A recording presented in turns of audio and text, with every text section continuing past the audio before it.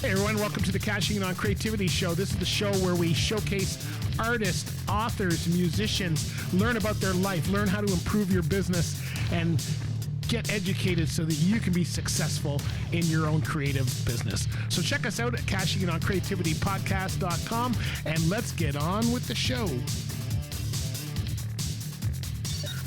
Hi, welcome to the Cashing In on Creativity Podcast. I'm your host, Bruce Outridge. Today we're going to be talking with David Benjatschek. Now, David is a professional photographer from the Calgary, Alberta area.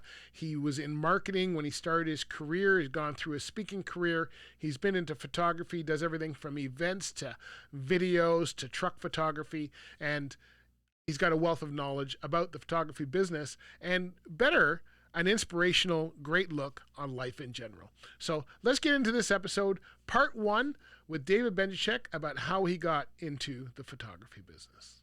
All right, everybody, on the line, I've got David Benjatschek from Calgary, right? Calgary, Alberta, Canada. David, man, it's been so long since you've been on the show with me. The last time we did this, we just had microphone issues. Last time it was airplane issues. Remember we met in the parking lot? We tried doing this. I know, it's crazy. And no one's gonna mute Bruce Outridge. I mean, I'm sorry, as hard as it tried, you can't mute Bruce Outridge because your voice needs to be heard, my friend. My wife has got duct tape. So how you been keeping? I was looking up. So, I've got a couple different shows. I thought you were on this show talking about your photography, but you weren't. You were on the trucking podcast that we have, and that was a long time ago. So catch us up. You started in marketing with the oil companies, and then you were a speaker. You've been on stage. You're like me. You're morphing as we go, right? Kind of bring us up to date as to kind of where you started and how you got where you are now. Yeah, you bet. And you're absolutely right. We're both morphing agents. I find that, opportunity meets someone who walks. And so I'm not afraid to walk in life and make choices and try things out. And it's been cool. So I did have a 15-year career with Shell Canada in oil and gas in various roles. My last role being marketing manager for Shell Rotella Tea. And then just through life circumstances, I lost my first wife. And then 2 years later, I met Donna. And here was this beautiful woman who carried a camera and was already a wedding photographer. And when you meet a beautiful girl that carries a camera, you buy one. And so my unofficial proposal to her was the purchase of a Nikon camera. It was a film camera, which shows you how old I am, back in the days. And it began this passion for photography on the sideline. And you're right. Immediately after leaving Shell, I took the great experiences that I learned and my love for public speaking and worked for a company called Rockhurst University. They do workshops that sent me throughout the world. Went to Abu Dhabi, went throughout North America, and trained leaders on how do you manage people. And you're awesome too. I got to say, I've seen you in a number of conferences over the years speaking, and you got everybody going. I think the first one was the Transrep conference that you were speaking at that I saw. I love that. Yeah, I love that. Very cool. That was Very so cool. much fun. Yeah. And so I have a number of things that I do, but they all come together. And so COVID hit.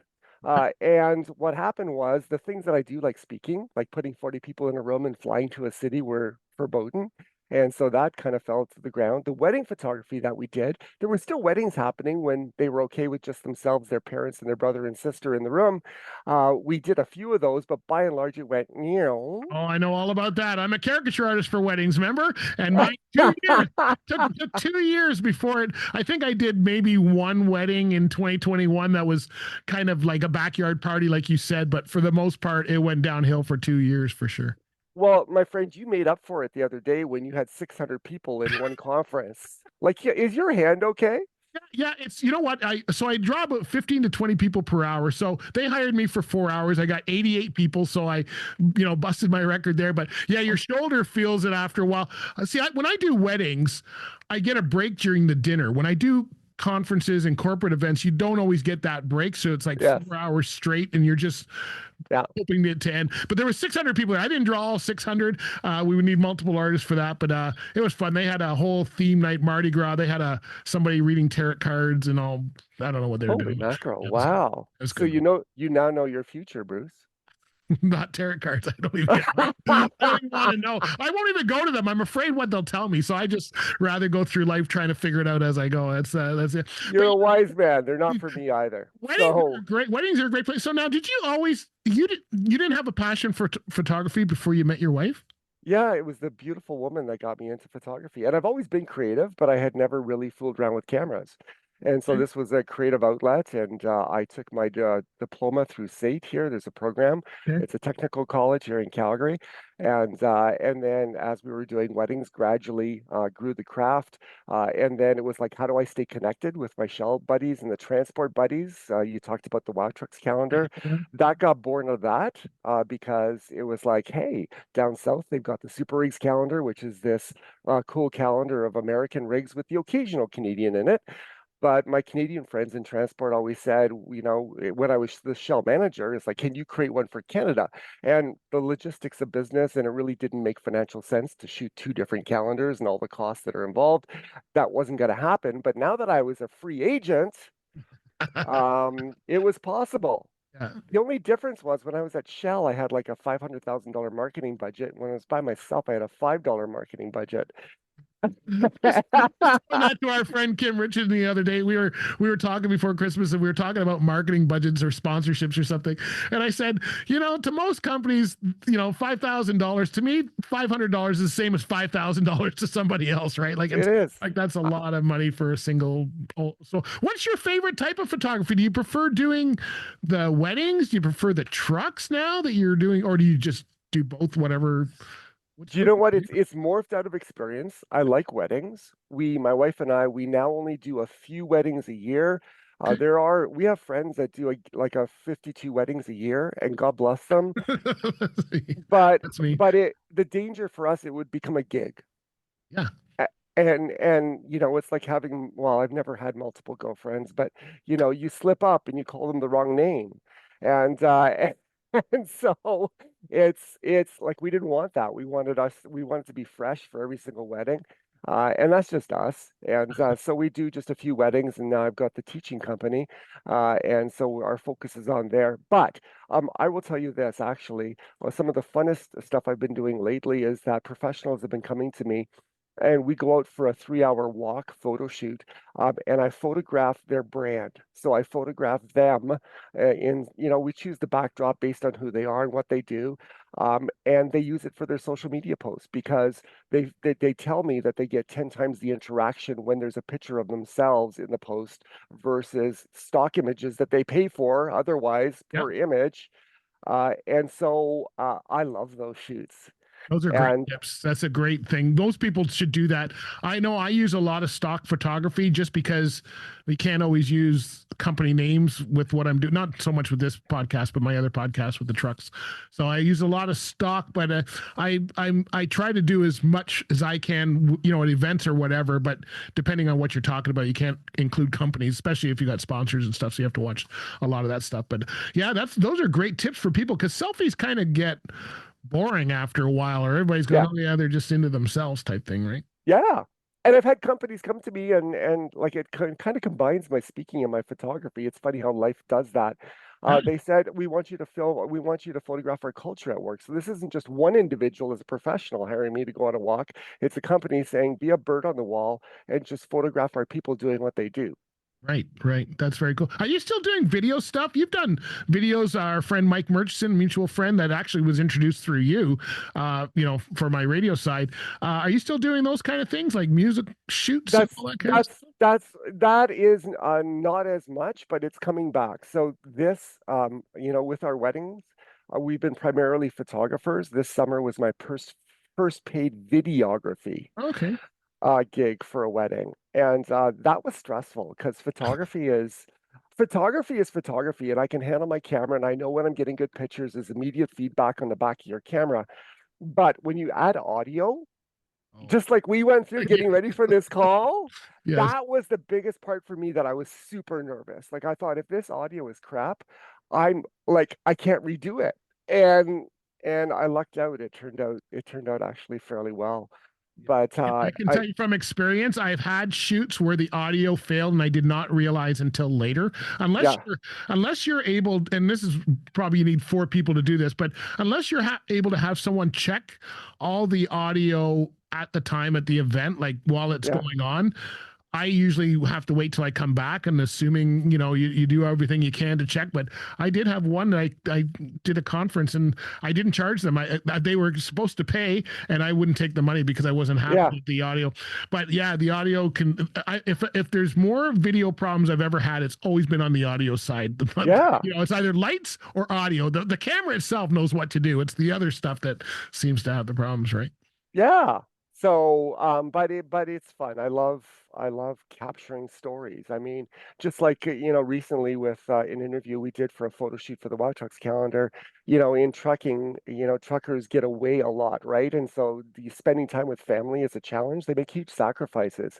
And he had a boy that was about 12 years old, and I just did a he. You could tell he wanted to be interviewed, and so that wasn't part of the plan. But I thought, get over here, Caleb, and all of a sudden, just this authenticity of, I just love it when dad's home, and I can't put his tone to this voice, but that was like huge truth Yeah. coming through the microphone of a kid just wanting his dad. And and it was like, okay, this is why we do this. And you can't capture that in a photograph. You could capture a conversation you had and talk about it, but it's not the same as it coming from the kid's mouth. And so video adds that dimension of authenticity and tone and all those communications that are just powerful, right? So I've actually now in through my photography teaching company, we used to just teach photography. I'm starting to hire videography coaches, which will help my students and also help the owner because I'm going to learn a lot about Yeah. video through No. working with Keo and the gang. Yeah. I'm sure you've felt this way too. I've learned so much just by doing this stuff. Like I didn't even know what a microphone was, and here we are 10 years later, got multiple podcasts and television shows and all that kind of. And you think about at the time we're going, okay, we're going to be photographers or what have you, but all of your experience from marketing to speaking, that's why you can do good interviews because you're professional, you're speaking and marketing, kind of what captures interest in that kind of thing. It all comes out like, I mean, this is, if you never realize some of these trails that there's no way I could have told you this is what I'd be doing in my Yeah. 60s if I wouldn't, Yeah. half the stuff wasn't even around, right? Yeah. And so can I just say this for Yeah. the people, and then I'll finish off the school story. Is I learned the power of thankfulness. So sometimes you morph into a season in life where you're not absolutely thrilled with what you're doing. You wish there's this thing in your heart that you wish you would rather be doing. Yeah. And our attitude tends to morph into, altitude because, so for example, COVID hit and I said, you know what, all the stuff that I normally did went to zero. The bills didn't stop. And so you needed to find ways. So here was this job to coach photography with Learn Photography Canada. And it was a contract position. And I mean, it wasn't huge pay, but it did some pay. And I'm not into, yeah. And so long story short, I applied, got the job, worked for them for a couple years, and then one day out of the middle of nowhere, no plan for this. This Yeah. 5-year plan when you're morphing, you can't write it down on paper. But here was the thing. Every day that I did that, I was thankful for it. And even some days when was really yearning for what I normally did, I'd be in the car and it's like, okay, thanks, big guy, for this work today, because at least I have work and I do semi enjoy what I'm doing. I love it what I do. Thank you. 2 years later, I get a phone call from the owner saying, we're entrepreneurs. We have something else we want to pursue. Do you want to buy it? And it was like, whoa. It's just that phone call that changes your direction. Yeah. So you And so you own the company now. I do. Wow. Congratulations. Thank you. That's awesome. That's awesome. I didn't realize that. Cause I follow you all the time on you're on all of the platforms. I follow you on everything. And, I like, and I see what you're doing, and I saw the Learn Photography, and, you've always done, the Wild Trucks calendar we're going to get into in a little bit, but you've always kind of done that. And so I've thought this was kind of an offshoot of the calendar, but I didn't realize you actually like bought a company. We did. We have coaches in Vancouver, Kelowna, Calgary, Edmonton, Regina, Toronto, Mississauga, Kitchener, Waterloo, and Ottawa. And so we do in-person, private small group. It's usually one, two, or three students with a professional coach. So it's amazing. That's how I learn. You know what? Knowledge bases on the internet are very cool if you know what you're asking for. If you don't know what you're asking for, they are painful. Yes. And so I love what we do, and it was just, that one choice because I had to. I said, okay, I'll do this contracting job, has led to something I truly enjoy. And now, we're not only we doing the courses, I love to travel. So I've added on, hey guys, come with me to Vancouver Island.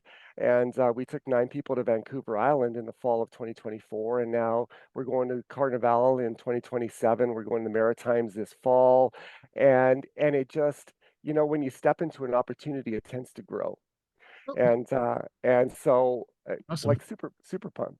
Tell us about this because I thought it was just you doing lessons on the side. So tell us what No. Learn Photography does. I didn't realize you had this whole team across the country and you were doing travel. We got to talk more, buddy.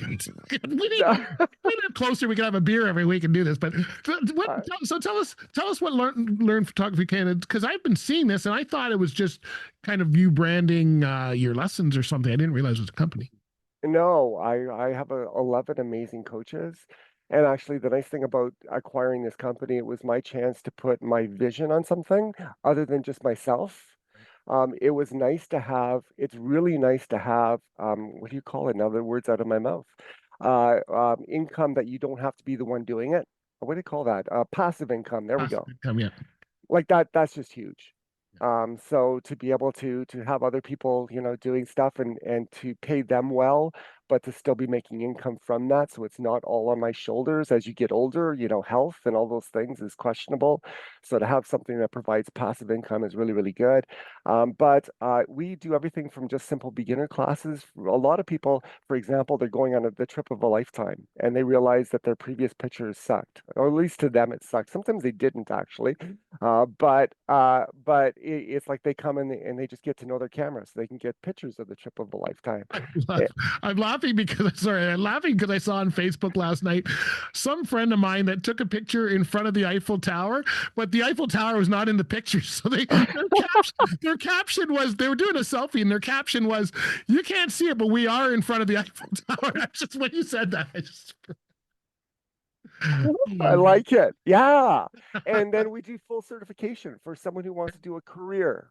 Okay. Uh, and and you know what? It probably differs for every different thing. But one of the cool things that I like to tell our students is you don't have to wait to get your certificate to start your business. Right. You are a photographer. And in photography, it's a little bit different than some other crafts. While we do offer certification, and for the corporate stuff that I do, they've actually asked for my education. For the wedding stuff that I do and the people stuff that I do, it's your portfolio that sells you. So, once you've got a portfolio that is marketable, it's like go for it. Because in 20 some years of wedding photography, we've only had like maybe one or two couples at the most say, "Where's your education?" No, they looked at our website, loved the images, and said, "If that's you, I want you." That's right. That's right. I've never certificates. I'm self-taught and everything. I couldn't show you a certificate if you asked. I've taken training in certain classes and courses, but I don't have a certificate in anything. And in the arts, I think it's really about how much you do it.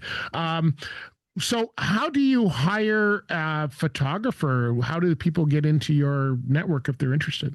LinkedIn, well, they can email David at learnphotographycanada.com. Okay. On LinkedIn, I've Okay. used their job platform to go out and reach out, and I found photographers there. It's not something that I have need for every single week. Right. I've had a pretty constant team, but as I'm doing new cities, that's where I tend to go. It was hilarious. My video coach. Here's the irony of real world and the online world. I had like literally posted the LinkedIn ad for a video coach half an hour earlier. I walk into a coffee shop with a student in downtown Calgary. and we're about to do a workshop. We always start with coffee because that's a good thing. And I go to the cashier, and here's Keo behind the cashier who's part-time at this coffee shop.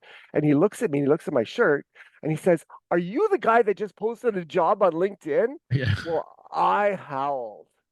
And so we had some conversations, and he's now my video coach in Calgary. So Hope you enjoyed that interview with David Benjatschek. You can learn about him at Wow Trucks, or you can find him at Learn Photography Canada, and of course follow him on socials, LinkedIn, Facebook, and Instagram.